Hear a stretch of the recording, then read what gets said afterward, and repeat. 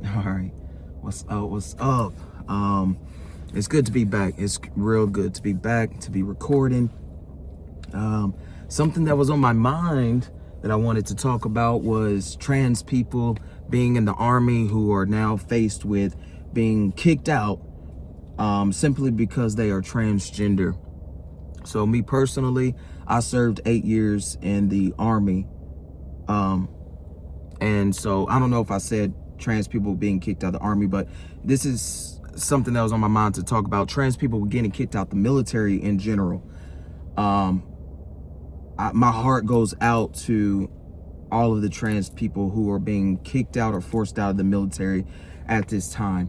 Like I said, me being someone who served 8 years of my life in the Army, who put my life on the line, I was willing to risk it all for this country, for United States, and it didn't matter a specific. I wasn't looking at one type of people or one type of group of people to protect. I just wanted to represent the United States of America and represent my country in such a way that I was willing to lay down my life for my fellow man and for all brothers and sisters here on earth. I was willing to do that.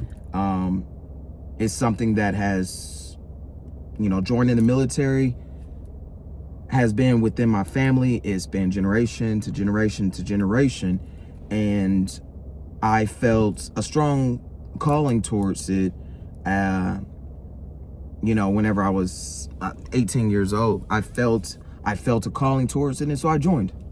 And I served 8 years of my life in the Army. I've been overseas, and I've experienced parts of the world that I never would have fathomed that I would. And so my heart truly, my heart goes out to all of the trans people. If any trans people end up seeing this video who also are veterans, who also serve in the military at this point in time, or are being faced with being persecuted because they're transgender and being kicked out of the Army. Being kicked out of the Army simply because of how they identify, not because they lack the experience, not because they lack the knowledge, not because they are not capable of doing the job that they have likely done for years, but being kicked out simply due to their identity. Wow. My heart goes out to you. I'm sending prayers to you. I'm wishing for you to if you're having rough nights or stormy days, I'm just praying that you have peace at some point or another.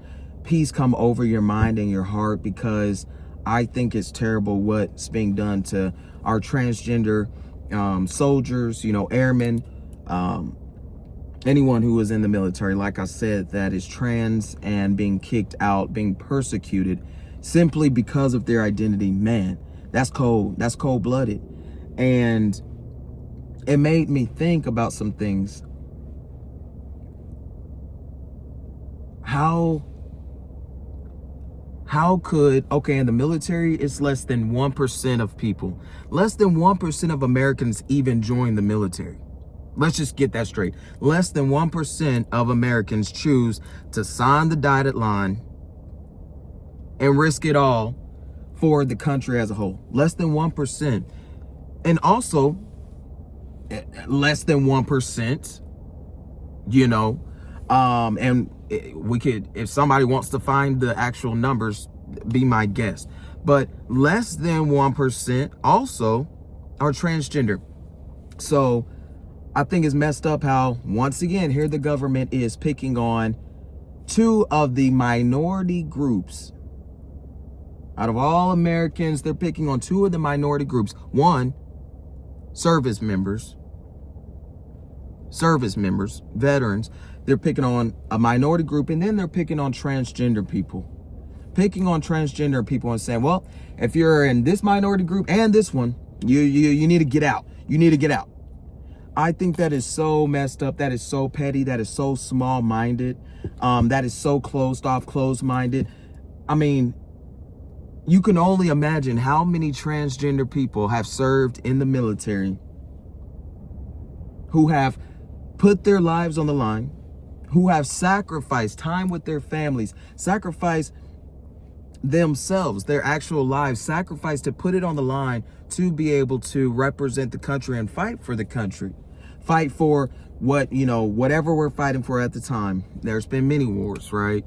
But to think that they're just not worthy all of a sudden, they're not worthy enough to be in the military.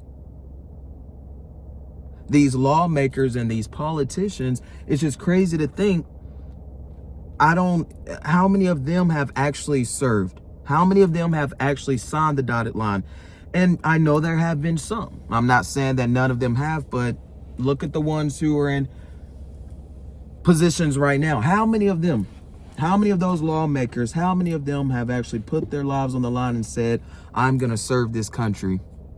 But yet they want to make the decision to choose this minority group, this specific minority group who identify as one gender or the other versus what they were born.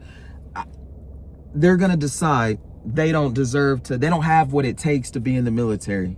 Those folks. And again, we're talking about trans folks who have likely been in the military for years now, and doing their jobs exceedingly well. Because if they weren't, they would have had an Article 15 to get kicked out for some other reason already.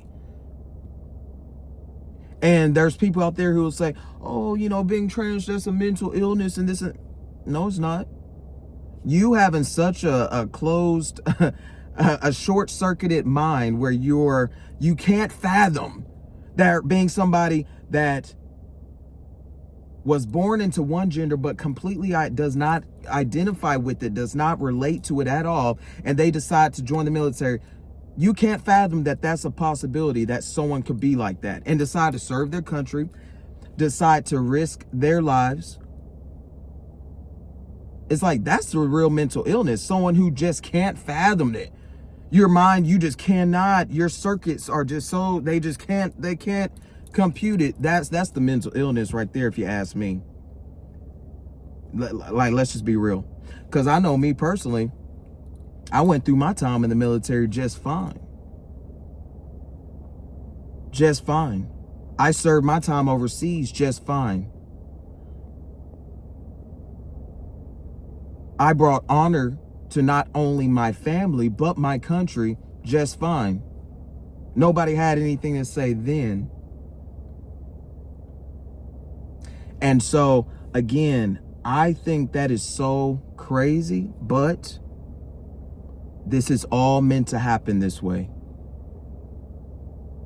There's a design. All right? There's a design. Let's just say the Matrix is matrixing real good right now. You feel me? This was all supposed to happen this way, and it was all intended to happen this way.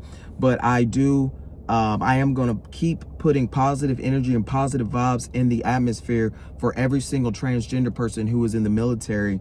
Putting positive energy that if they've been kicked out wrongfully, I'm praying and putting positive energy out there that they're gonna see justice one of these days, and very soon. Something amazing is going to transpire for them in their lives, which will serve as justice for this wrongdoing against them. It's disheartening. It's real disheartening to think like people in these positions that have never even thought to sacrifice their lives for the greater good, to sacrifice themselves to join these people who would never even think to do that, they would not want to do that. They don't want to serve the country. They want to use people in the country to serve themselves. They want to manipulate words and manipulate agendas to make it seem like they want to do what's best for the majority, and they want to do what's best for Americans. Whenever it all comes down to how can they manipulate the weak-minded, enough to get them to think that we're doing this for them. That's all it is. You know? But yet, here's another situation where transgender people are having to take the fall and take the hit. They're having to take the hit once again. You know? But yet, whenever DEI got cut out, the white man, and I know not all white men are terrible, I know that, but the white man wanted to complain that it is unconstitutional and that it specifically singles out this particular group of people, the white man. And that is not right. It's not right. The white man is more a majority than any transgender group. And I'm talking about all trans people combined. The white male is a majority. Compared to the entire military, the white male is a majority compared to the entire military. So why do these lawmakers, why do they consistently, find these issues with these minority groups that they don't like, but yet the one time someone tried to come forward, the white man, who is a majority group. Hence, talking about DEI specifically because it's something that is recent that has happened. They try to come and say, hey, no, that's not fair to the white man. Y'all are causing us not to be able to get the jobs that our friends said that we were going to get. So DEI got pulled back. That's crazy. That's crazy how shit got manipulated like that. But let us talk about a real actual minority group where wrongdoings and injustice is happening.